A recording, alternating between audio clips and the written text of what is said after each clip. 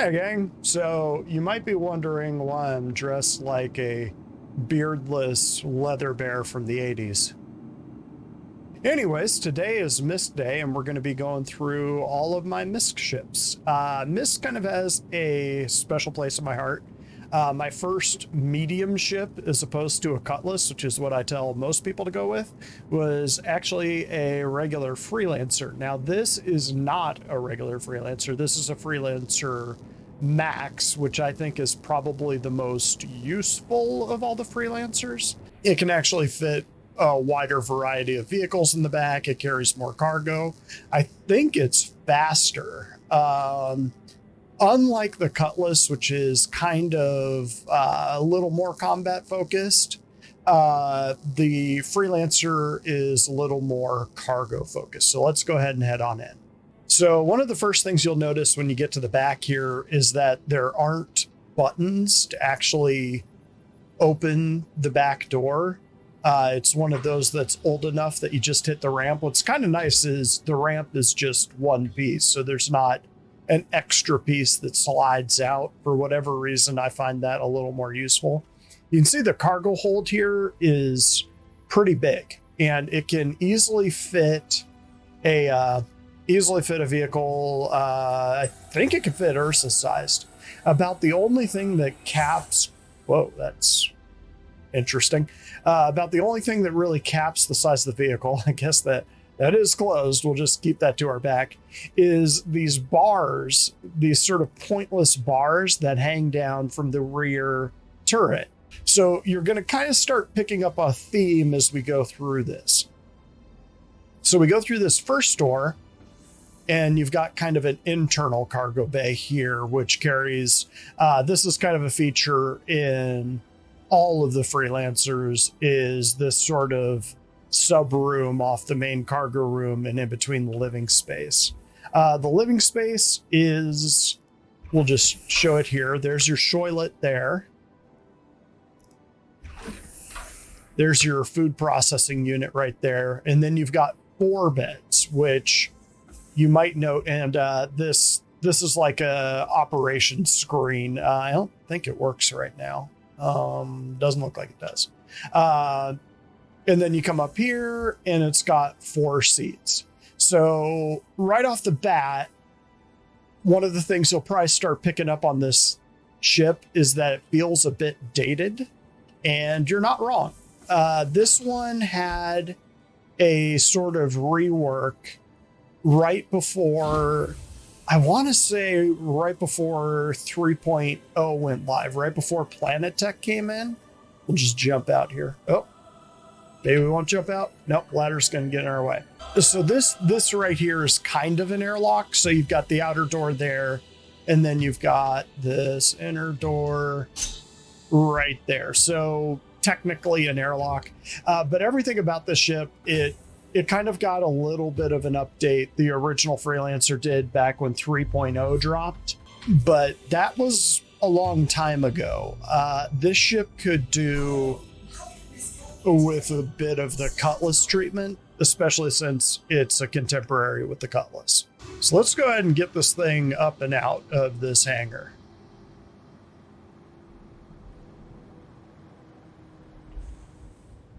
So if I were running the zoo, how I would fix the Freelancer is, first off, it doesn't need to be a 4-person ship. This was kind of in a time when they were just kind of feeling around what the game would be, and they weren't quite sure. But you could probably get away with a 2-person ship on this, and then give that living area a much nicer pass. Maybe even give it more cargo, what have you. But the Freelancer MAX, as you can see, it accelerates decent. I mean, it's got 4 big engines here. I'm assuming once they bring like the next cargo level, the type of cargo you're carrying and how much cargo you're carrying will start to matter on how well you accelerate. So if you have an empty hull C, it's going to accelerate much faster than if you have one loaded down with all of its SEU worth of gold. So it's kind of hard to not compare the Freelancer and the Cutlass because they are contemporaries with each other. So you'll notice the Freelancer has bigger wings. So whereas the Cutlass just kind of brute forces its way through atmospheres, the Freelancer is a little more dildo shaped. Sorry, aerodynamic is what I meant. It used to be back in the original design. You can kind of see the front landing gear there. When it was still in the hangar, that front landing gear also had the stairs on it. And you kind of, as you went up the stairs to get into the bridge, if you wanted to go outside, you could hit a button and those stairs would open up and you could actually walk downstairs out the front landing gear. And I think we'll kind of see something similar when the larger hull series comes out, which is kind of a cool feature. But another difference that you'll notice is most of the guns and the turrets on the Cutlass are all up front because it's meant to be shooting at a ship that's attacking. You'll notice that the turret on the Freelancer, you can't even really see forward. Like if somebody's flying overhead or slightly above your ship, the rear turret can hit, but straight across you can't. And that's because this thing is meant to shoot at people that are on the Freelancer's tail, not ships that are in front of it. It does have larger base guns on those gimbals there, and you can't pull that sort of those side turrets and put on like a fixed, I guess it would be like a size 6 or something. So unfortunately, you can't do that. You're kind of stuck with those turrets and they can only really maneuver side to side.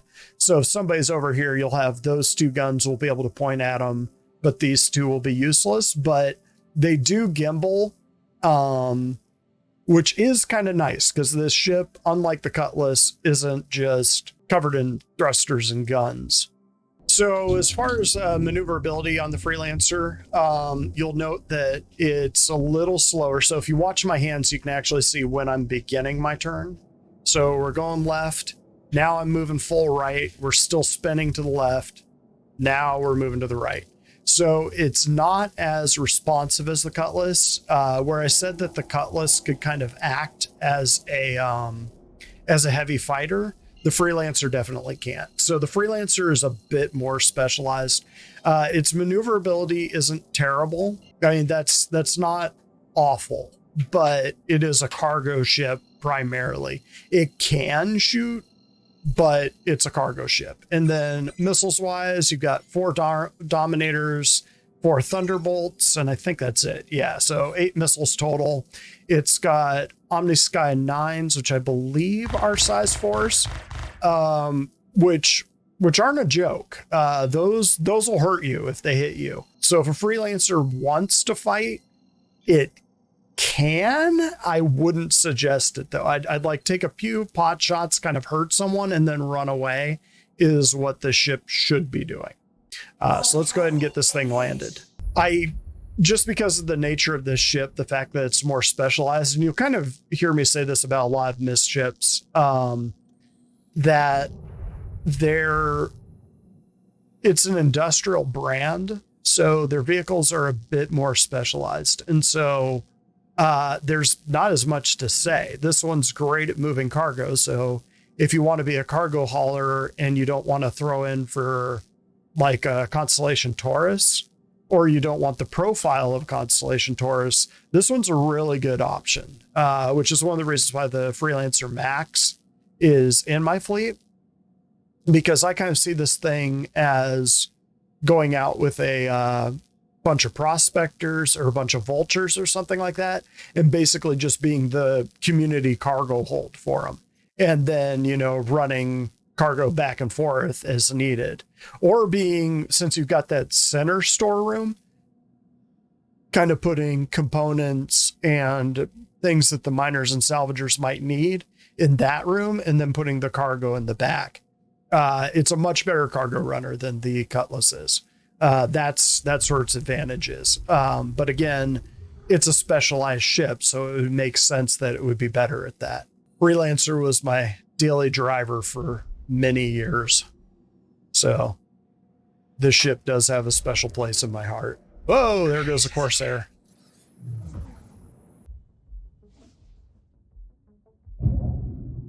And then I'll get out the side door. So it used to be this ship, this ladder would kill so many people, just some sort of physics grid problem. So maybe on the rework, they'll go back. But again, in the old version, there was actually stairs right here, and they would go up and open up into there. One of the things I like about this is after you get out of it, that closes automatically. So once you get out of a Freelancer, you don't have to like constantly look back and make sure the ramp is actually closing or whatever. Oh, and I'm pretty sure those beds operate as escape pods, like they do in the Constellation. Don't quote me on that, because the beds are like right here. I don't actually see a way they could fire out. But I thought that was the case on them. And of course you can eject, which you can't do in a Cutlass. Okay. So one of the reasons that I think the MISC Fury will be a bike and not the heavy fighter, medium fighter, fighter that people think it will is because of this ship, partially. This is the Freelancer MIS, so MIS. And of course it has the variant Freelancer boobs up front, right there, for reasons. But this is the combat variant of the Freelancer series. So you can kind of see it sort of has this extra hump right here, and we'll take a look at that when we go inside. Again, it can fit a smaller vehicle in the back, but it's not as wide as the Freelancer MAX. So you can see the Freelancer MAX is, the cargo hold is double the size. And so the cargo hold kind of goes that far over. This is the base Freelancer with a twist. But this is the way MISC actually makes combat ships. They do make combat ships, but they're always variants of their standard models. So you've got the Reliant Tana, you've got the Razor, I think it's X or LX. You've got the Freelancer MIS, and then you've got the Starfarer Gemini, which is actually a collaboration between MISC and I think Aegis. And I'll show you that one later. But this one actually is in my fleet, more as an homage to the Freelancers that I used to fly around on the regular. All of the components are here and there. I don't know if you can actually open them now, but yeah, I mean, you can see radar. They've got them all. Are they all labeled radar? No, shields. Okay, yeah. They don't open. Like I said, the Freelancer is an older ship, so showing its age. So this area, as opposed to being a cargo bay, you can sort of see these tubes here. That is because this thing, the MIS, oh, and I guess I forgot, in the other one, there's actually a docking ring on top of it. Oh, no, I guess this is the docking ring. Oh, it does have the middle cargo room. It's just kind of this space cuts into the cargo bay space. Okay, I get what happens is they shorten the cargo bay, put in the missiles, and you still get this sort of interior cargo bay right here. And that is your docking ring right there, which again, docking rings in modern ships don't go on the roof. They'll always have them on the side. So one day we'll get a rework of this ship and it'll move. Again, bathroom, food, little station here, 4 beds. It is an escape pod. So you can see right there, it says escape pod. Not in the game yet, obviously, but these do double as escape pods. Carries 4 people. Again, I think if they do a rework, they should reconsider that and just run 2. You look at all the other MISC ships, and they tend to run smaller crew sizes than you'd think. Like the whole A, the whole B, and the whole C. The whole A and B are solo ships.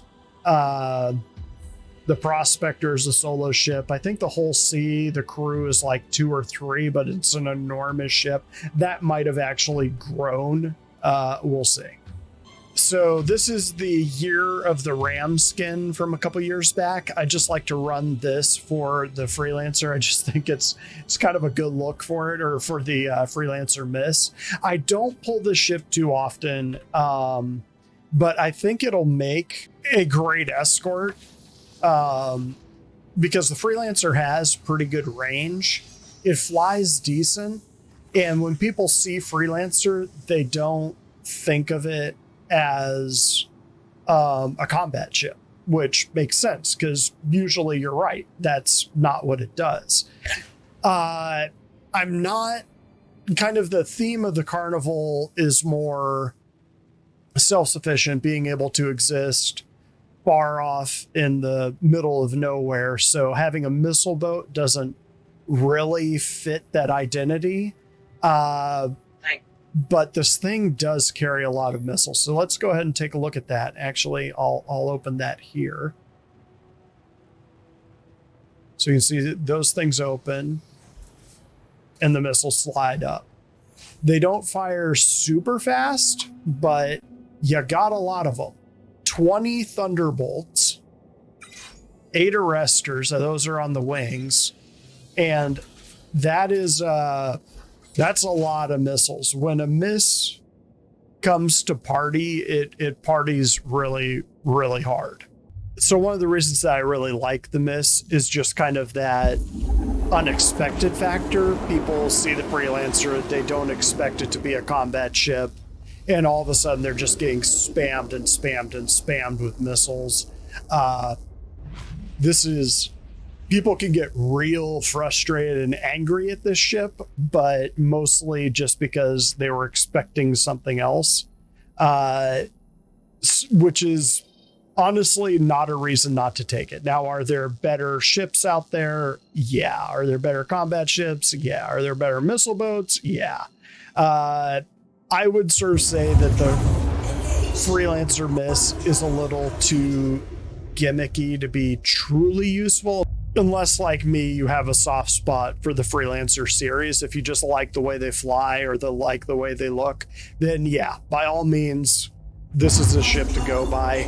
Again, I think the Freelancer series will prove to be a bit better in atmosphere than Cuddies when atmospheric flight comes in, especially when they're not heavily loaded down. This thing can be a bully. It's got 4 M5s on it, which are size 4 guns. That hits pretty hard. Again, you're going to have the issue with the turret not being able to shoot forwards. So it's kind of weird that for the MIS, they didn't pull that weird hump off of there. But again, the whole Freelancer series, one of the reasons that I don't have a whole lot to say about them is because it's pretty obvious they need a gold standard pass and probably an in-depth one. It's just not a priority for CIG right now. So until it gets that pass, it's going to kind of lag behind the Cutlass and other ships of similar size, like the 400i, MSR, Constellation, those kinds of ship. It kind of lost its niche. The Freelancer MAX is probably the most useful of the lot of them. But eventually they should all have their roles. Like the Freelancer DUR is a great exploration ship, and so on. You get the idea. This one's interesting because I have actually never flown this ship. I keep intending to, but cargo running has been so broken in the last few patches that there's really no point in doing it. The Carnival does have a whole D in the fleet. But this is a whole A. This is the small version, the smallest version.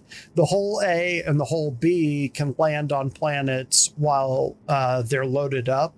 Anything larger like the whole C, D, and E cannot. So something to keep in mind with these ships. The smaller ones do have utility. And this thing can run a huge amount of cargo for the size of ship it is. If you want to get into cargo hauling and you think that's the game that you want to play, and you don't really care about any other game loop, this is probably the ship you want as a starter. So again, it just has the ladder here. Let's just go ahead and climb on in. You kind of have the same airlock that the Freelancer has, just a little bit more modern. So looking at this, you can really get a sense for what the Freelancer rework could be. So let's go ahead and we'll take a quick look around because I have literally never been in this ship. So again, you got your toilet, but just look at this and then compare it to what the Freelancer was. And imagine the Freelancer with 2 less people and this much room in it. You could almost have staterooms like what the Corsair has in the Freelancer. Just it's that much space. Again, you've kind of got access panels everywhere. So let's pop through here. Weapons locker, which again, if you're fighting in this ship, even if you're repelling boarders, I would say probably better just to surrender to them than be like, boarders are coming in the airlock right there. I'm going to go get my guns. No, it's the wrong idea. If they're boarding you, they've already won. So actually decent visibility for MISC kind of makes a living out of having what's called the mail slot viewport, where you can just sort of see this thin line of space out of it. CIG has since learned that playing a game like this, we actually want to see the verse that we're flying around in. Again, 2 bulldogs, which I think bulldogs are size 2s and badgers are size 1s. Again, I might have that backwards, but I think that's the way it works. So there you got a view of them. This is the Horizon paint job. So let's go ahead and get this thing up and out. Again, this kind of ship is probably not going to win any races, so don't count on it for that. It doesn't look terrible on the aerodynamics, but I would not expect it to be very lithe in atmosphere. That's not its purpose. Again, its purpose is to run cargo. And once we get it up a little ways here, I'll expand it out. I think the button is actually, let's see, is it actually this one? It is. Oh, it's the same thing as the wings for the Corsair. So those fold out and the cargo is stored externally. So the theory, my theory, one of the reasons I have a whole A in my fleet is I figure you team this up with a Prospector or a Vulture, and you've got a very small ship with a starter ship. You got basically 2 starter ships that just kind of go out together. And this is kind of a force multiplier. So you could have spare saddlebags on this for Prospector, or just leave it empty and just attach the boxes to it. And when the whole A is full and the Vulture is full, the 2 of you go back to station and sell it. And you're selling that much cargo, which is quite a bit more than you'd be doing solo. Let's tuck it in so we're small. Cannot wait until the whole sea drops. But again, that's something that will come when the economy can actually handle a ship that size. So you'll notice with the specialist ships, like I was saying, there's not really a good reason to belabor the point. I mean, they're specialized ships. They do what they're supposed to do, and that's it. So I've got this thing set at its, let's see, I'll put it right at the top of its SCM speed, which I believe is 100 meters per second. Looks like it's 102, but I would count on that to be 100. So this thing moving at safe speeds is 100. Now we're going to do a sharp turn. 1, 2, 3, 4, 5, 6, 7, 8, 9, 10. You get the sense. This thing is less responsive than the Vulture was, and it's going slower. So just bear in mind, while you might turn very fast, your vector is not going to change very fast. You can use boost, and it sort of brings you back on target very quickly. But again, not a combat ship. Don't use it that way. You do have your 2 bulldogs, but that's more just to buy you time.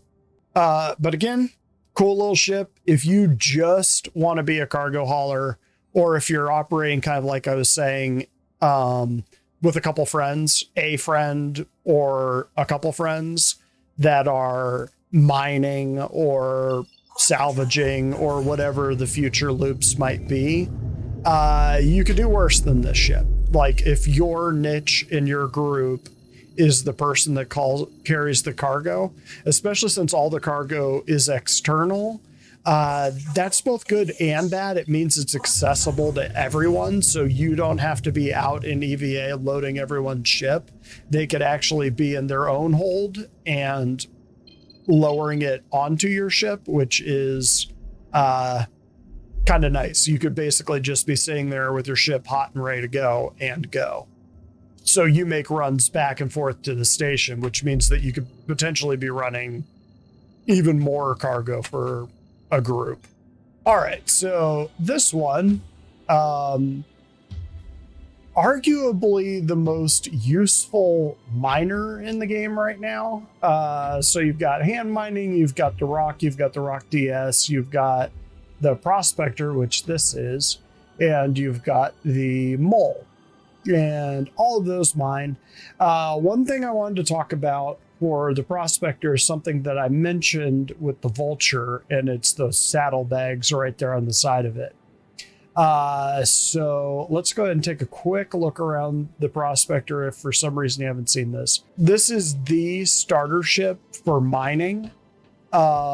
And mining is a really fun loop. It is very Zen-like. If you just kind of want to go off on your own and zone out for a little bit, mining is surprisingly meditative for that. So real quick, I'm going to kind of explain these saddlebags.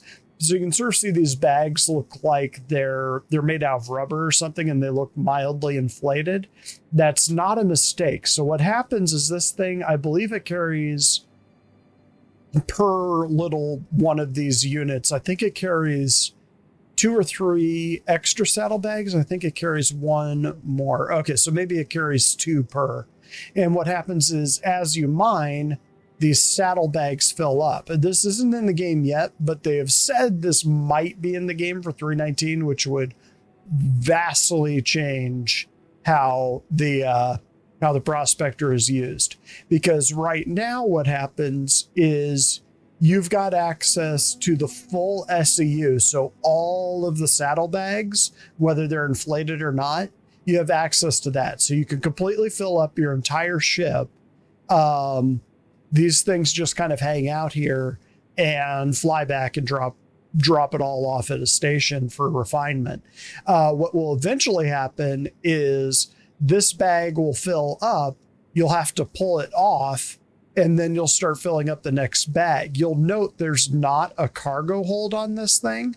So if you don't have someone to pick up that bag, your cargo that you can pull on the Prospector will be half what it is if you had a friend with you that could carry these saddlebags.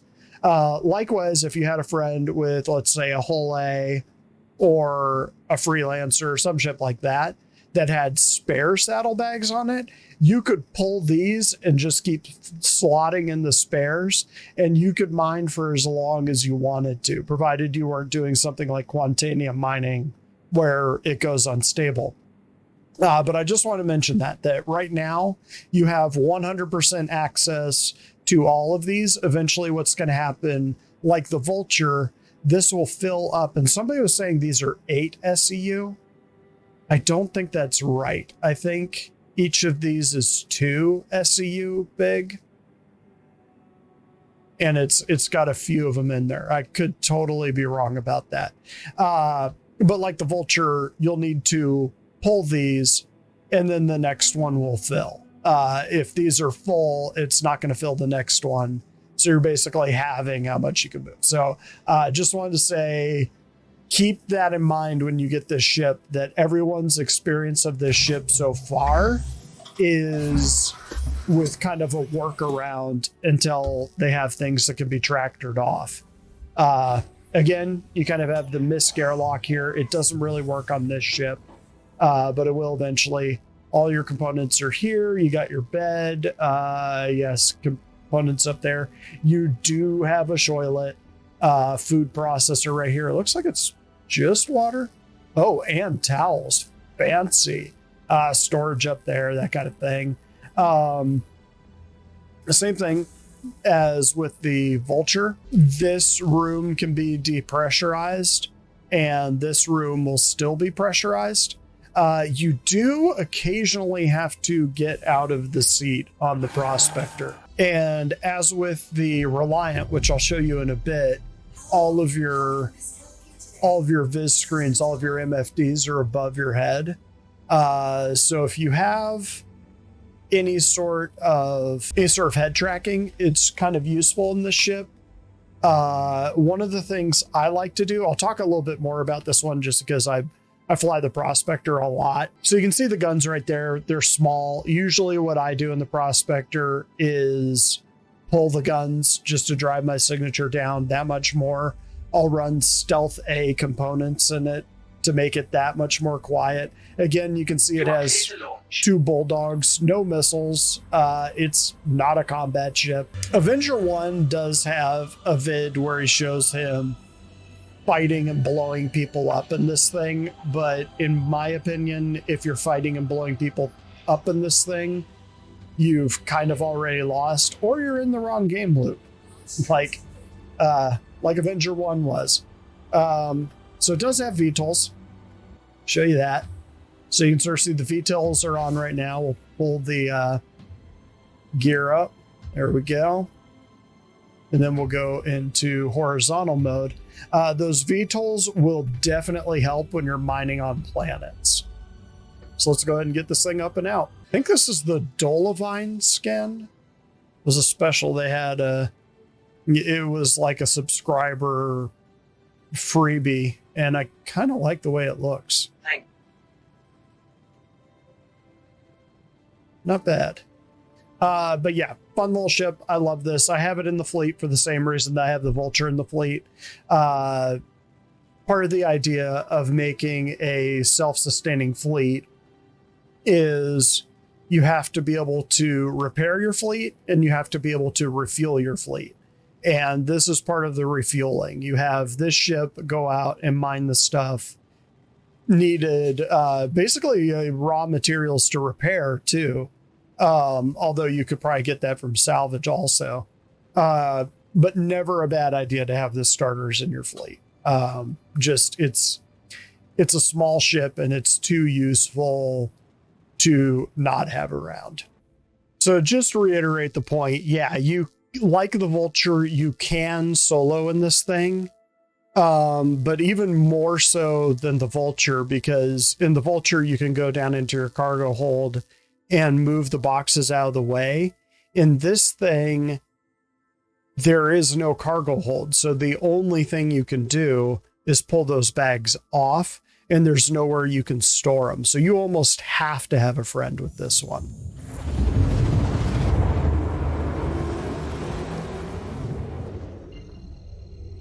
Eventually, once that's in the game, which from the sounds of it could be as soon as 3.19. So if you're a big fan of the Prospector, or you really want to try out quote unquote solo mining, you might want to make some friends with cargo ships, or be able to drop your bags in a place where you're sure no one will find them. And the last thing I'll say about the Prospector is great viz out, which kind of bucks the trend for MISC. And you'll hear me say the same thing about the Reliant series when we get there.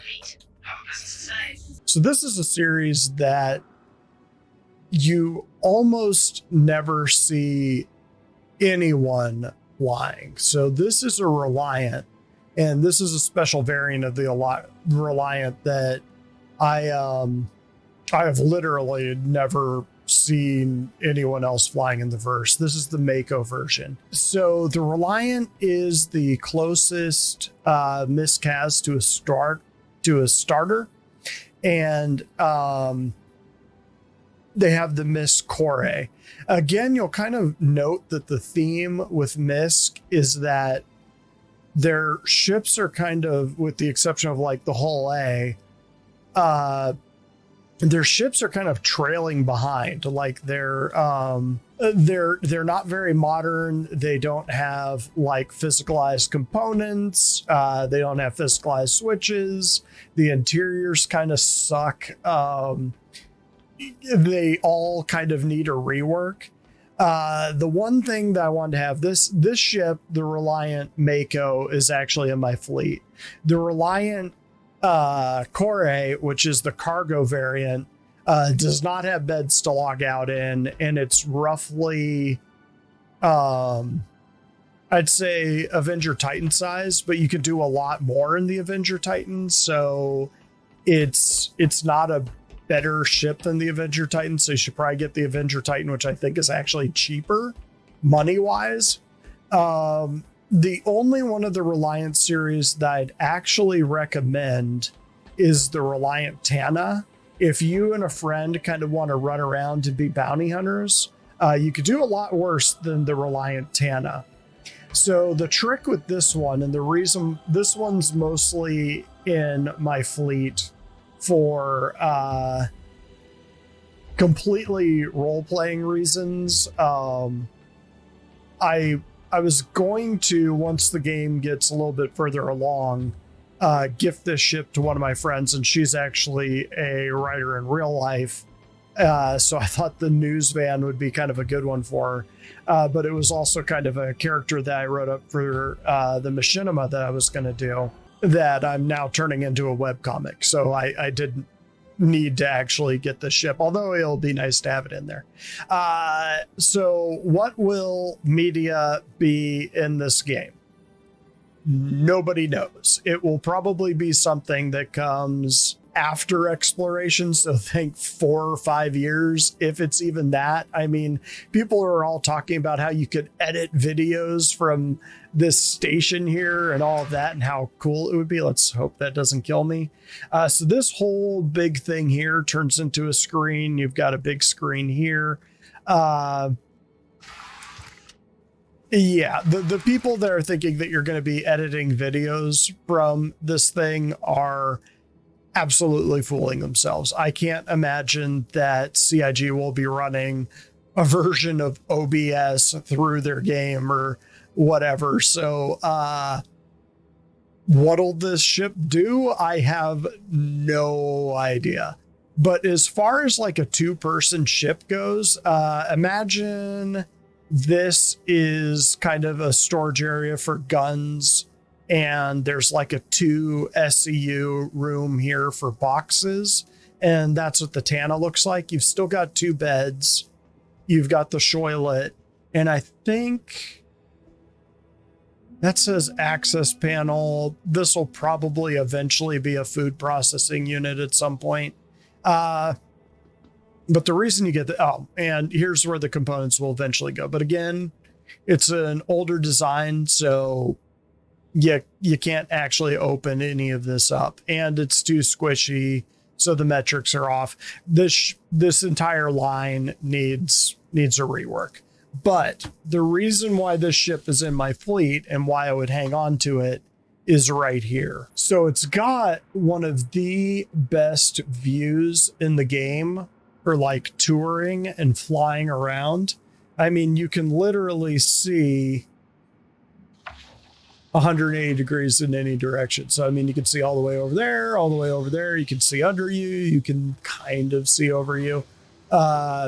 Great viz in the ship. And one of the things that they fixed on it a little while back was you can take off and raise your landing gear. Oh, crap.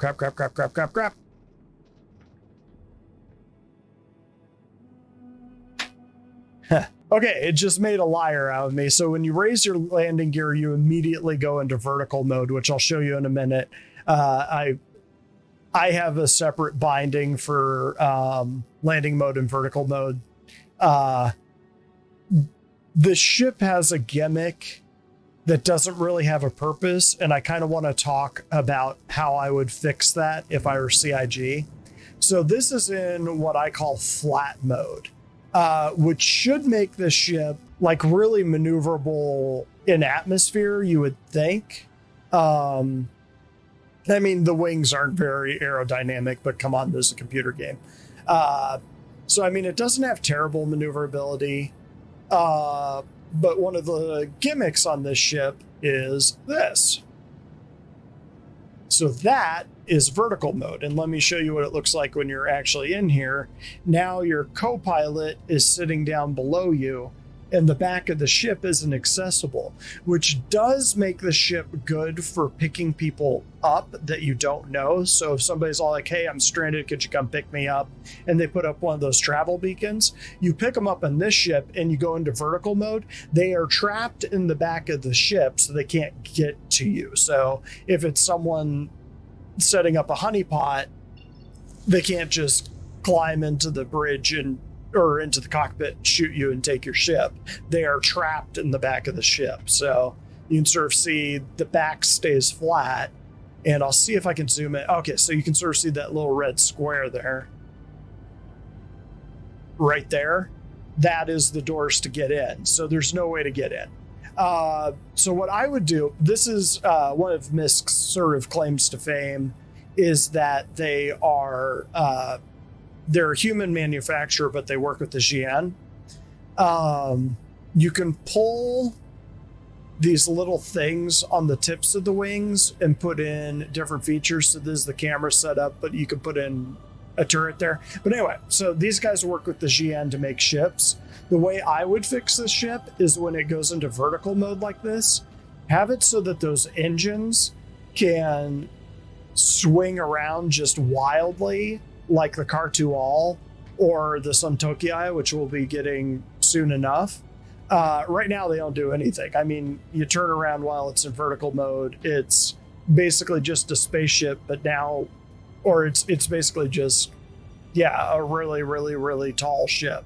That's the only thing it's got going for it. Again, this is the Mako version. This is not the combat version. So the Mako version, this is the news van. Obviously not a combat ship. It's got a couple guns. It's actually got 4 missiles, which, I mean, a news van with 4 missiles and 2 guns isn't bad. The Tana has, I think the turrets, you can put fixed size 4s or turreted size 3s. It's got a couple size 2s on the wings, and it's got more missiles. So if I were going to recommend a Reliant to anyone, it would probably be the Tana, especially if you and a friend just kind of want to have you and your friend doing local bounty missions. Tana's pretty good for that. It's pretty fun, like bunker missions, stuff like that. As far as taking a bounty alive, that's a little trickier. This thing isn't like, even a Hawk has a little area where you could put a prisoner. The Tana does not. The news van, again, there was a lot of spitballing and wish listing as far as what that game loop would be. That was back in the heyday when CIG was just throwing everything at the wall. And yeah, I don't know that the news van game loop will ever be in the game. But it is a cool ship. If you're a streamer and you want to play in character, or you want to record like races and stuff like that, if people see a Mako coming and they know what it is, they probably won't shoot at you. You are probably relatively safe in this ship because they will not take you as seriously as a threat. It does have size 3 guns on it though, so that's kind of impressive. I didn't realize they were that big. Ship flies pretty well. It's got a pretty big cross section in either mode. I mean, it's a lot of wing. It's flat, but it's not a small ship. This particular one can't even run cargo, so literally its gameplay is TBD. So purchase with caution or purchase out of an abundance of wanting to role play. And if you really like the way the ship looks, I'd say get the Tana. Last thing I'll say on it is 2 things. Remember that when you're in landing mode, you're sitting off to the left by a pretty significant margin. And remember, your wings are sticking way out there, which on most of the ships in the game, you can kind of see that right now I'm centered, but I'm like my character is very much off to the left side here, but the ship is centered in the hangar. And to kind of give you an idea here, the wings are a big deal. Like this thing sticks out as far as like a heavy fighter, even though it's in the medium small category. Okay, so this is the last ship of my MISC lineup. This one should look pretty familiar. This is the Starfarer. Kind of keeping with the theme of MISC ships, this one is in bad need of an update. It's one of the oldest ships in the game. I think that statement is accurate. The interior was designed, I think, by people that were trying to make a first-person shooter level. And I'm not saying that as an insult. I mean, I think that they didn't quite know what ship interiors should be like. So they just kind of went to school on what they knew, and what they knew was first-person shooter games. So this right here is the Gemini version, which is not truly a MISC ship. It is a combination, I believe, or a collaboration between MISC and Aegis. And I'm not going to spend a whole lot of time talking about the exterior on this one, because I really want to talk about the interior, and I don't want this one to be 5 hours long. So the Gemini is the military version, and the difference is that as opposed to having a gas intake up here, it has a bunch of big missiles.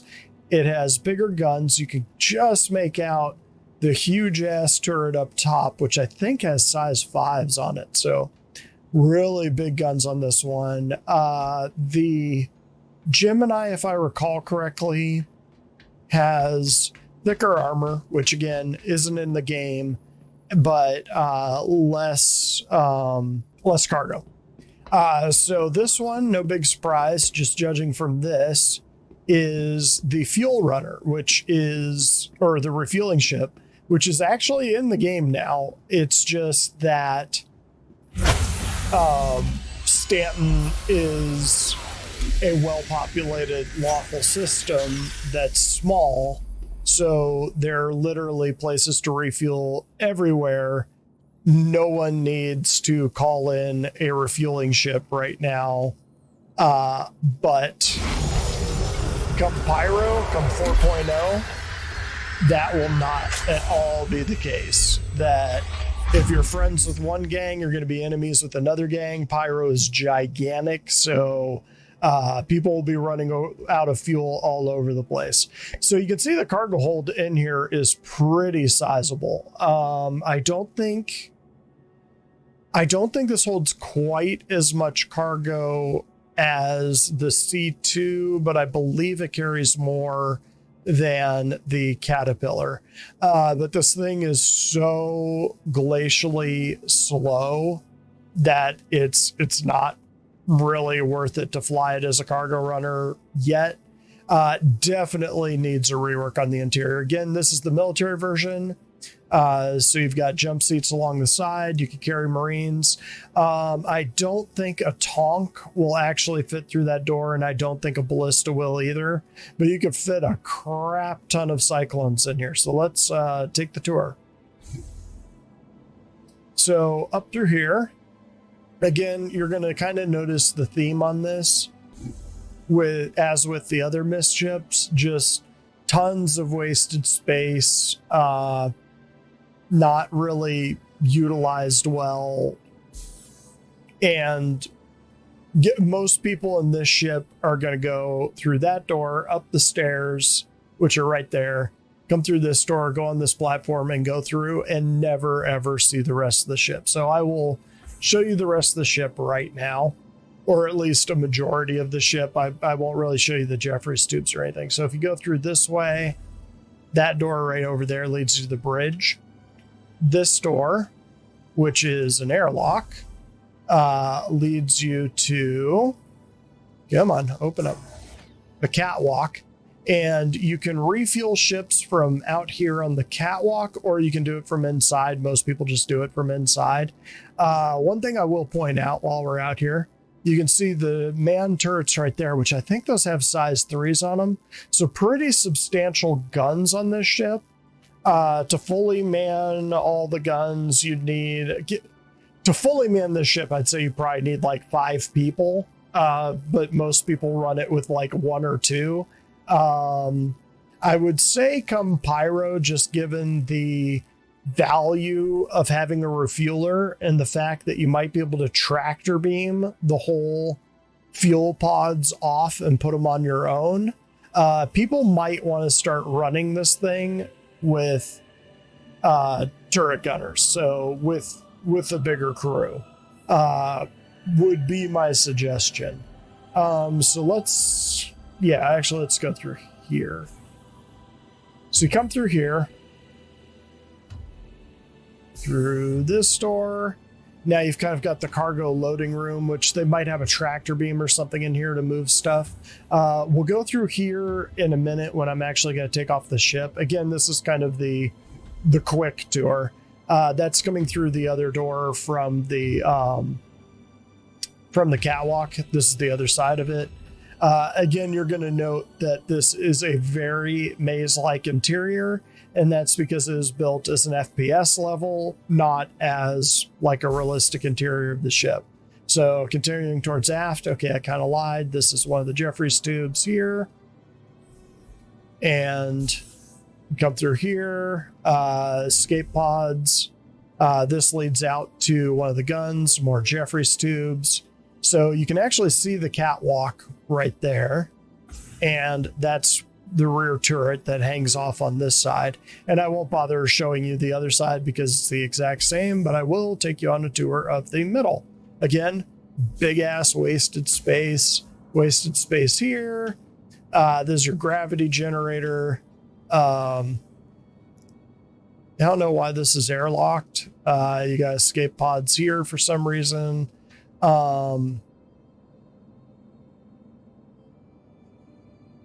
Must have missed that one. That's the elevator that goes down to the next level down on either side.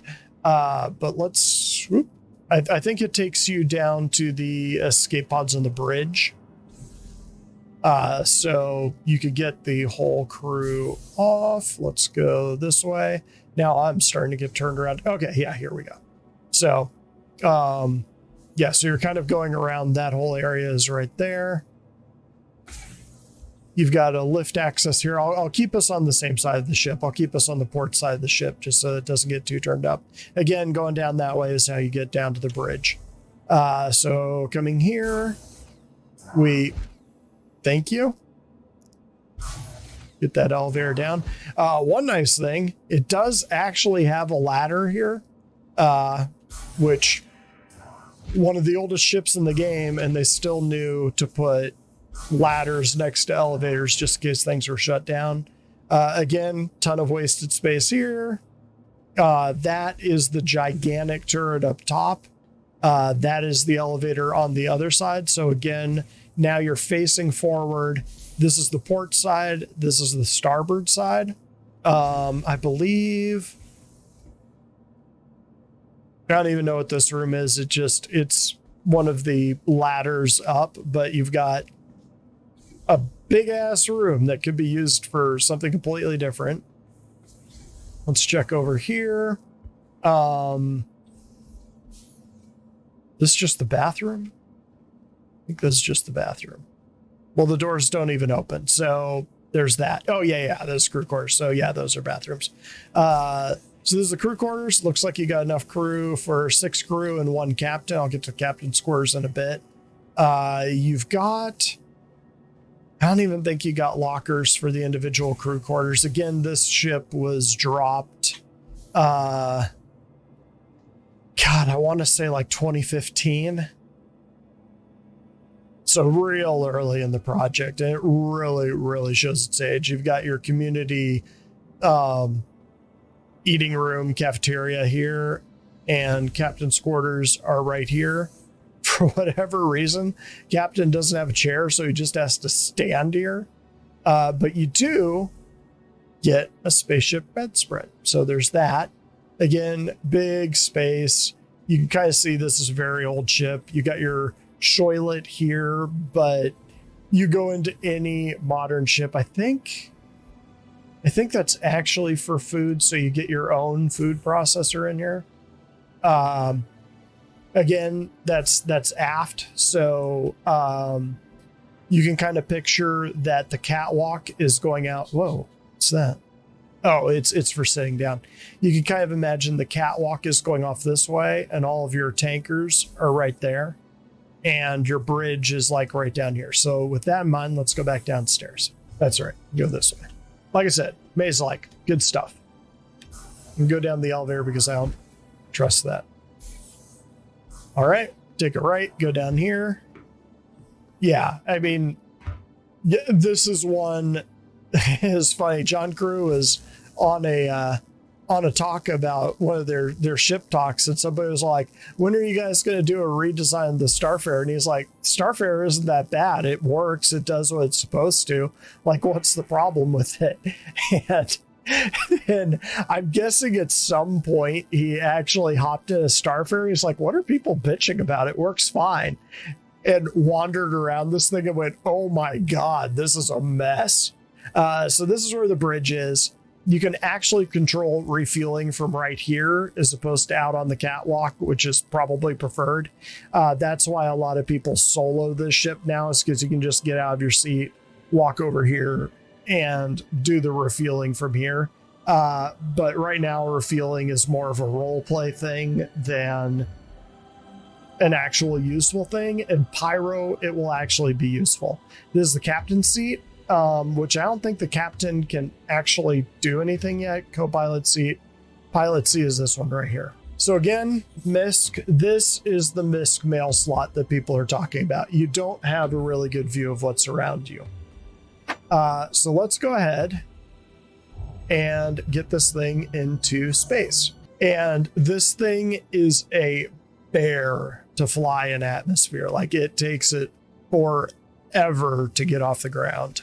It used to have an issue that was similar to the Reclaimer, where you take off and the thrusters it had weren't powerful enough to get it off the ground. So you'd be full afterburner, and if you stopped the afterburner, your ship would start like sliding backwards into ground. It was It was amazing. So yeah, the Starfarer, it does have a purpose now. So, I mean, you can do refueling, but again, it's more, okay, so this is a good example. So you can see I'm going full thruster now. If I tap my afterburners, now I'm going up and I'm fine. But yeah, it's like it has glue. It is not a fun ship to fly. So we're going to just gradually get it up to speed and start flying. So this ship is definitely part of the plan for the Carnival. Yeah, you can see I'm just barely scraping 50 right now. So I'm really, really glad they lowered the atmosphere on Orison or on Crusader, because otherwise this would be like a 20-minute trip here. So the reason to have this big beast in your fleet, I mean, it's pretty obvious that, again, the whole point of having a fleet that's self-sufficient is you have to be able to repair your fleet, rearm your fleet, and refuel your fleet. And key part of refueling your fleet is a ship like this that can actually hold fuel and dispense it to your fleet. So with that said, I mean, I don't really need to say that much more about the Starfarer. It is what it is. It does its job. It's a dated model. Like, the outside is fine. I mean, it's ugly as hell, but it's supposed to be. So, I mean, good job. But one other ship that I'd like to talk about that is in my fleet, that isn't in the game, that I actually have a regular Starfarer as the loaner, is the MISC Odyssey. And the MISC Odyssey, when they rolled it out, I think they were kind of joking and they said it was the Carrack killer because it's roughly Carrack sized but fatter. And it is vaguely an exploration ship, but where the Carrack is actually an exploration ship, I would say that the Odyssey is more of an exploitation ship. So MISC, again, makes industrial ships. So the Carrack goes out to the far reaches of space and finds stuff. Think of the Odyssey as more, once something has been found, like the Carrack says, hey, we found this cluster of rocks. You might want to take a closer look at it, like the Carrack in your fleet. The sort of explorers in your fleet go out and find like this really rich resource node. The Odyssey would be the one that you'd call in to go there and then exploit that node. So it would kind of be the center hub, the sort of flagship of that operation where everything would come off of it. So both the Carrack and the Odyssey have a role. But again, I won't be flying the Odyssey. Somebody else in the org will. But that would be sort of the way that I envision the Odyssey, would be as kind of the centerpiece ship to either a cluster or supercluster. So it would have a whole bunch of cells under it that would be doing mining and salvage or whatever, and it would kind of be the command ship for that group, or the local command ship. So again, with the Starfarer, with any ship this size, but especially with the Starfarer, it is a beast to fly. It does not change directions quickly. Yeah, it definitely has the big ship feel. So don't overdo your speed, because if you're going full afterburners, you will absolutely not stop on a dime. You'll stop when you slam into the ground, still going 170. You might bounce off because this thing is pretty tough, but more likely you'll explode and other people will get to steal all your stuff. This thing can be used as a cargo runner. It's not the best at that, again, just because it's so slow. Both the Caterpillar and the C2 and the Carrack are quite a bit faster than it. So you might be able to carry a substantial amount of cargo, but you're going to be doing so few runs.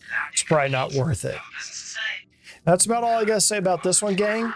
And that closes off MISC. I believe the next ships in the lineup are Origin. I don't have quite as many of those as I do MISC. So I could probably roll that into one series too. Or one episode too.